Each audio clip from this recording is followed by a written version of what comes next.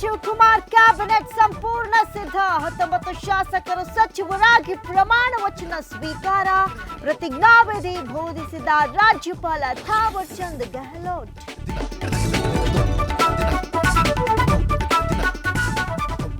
DK ಸಂಪುಟದಲ್ಲಿ ಮಂತ್ರಿ ಸ್ಥಾನ ಪಡೆಯದ ಮಹಿಳೆಯರು ಗಾಯತ್ರಿ ಶಾಂತೇಗೌಡ ಹೆಸರು ಇದ್ರೂ ಪದಗ್ರಹಣ ಇಲ್ಲ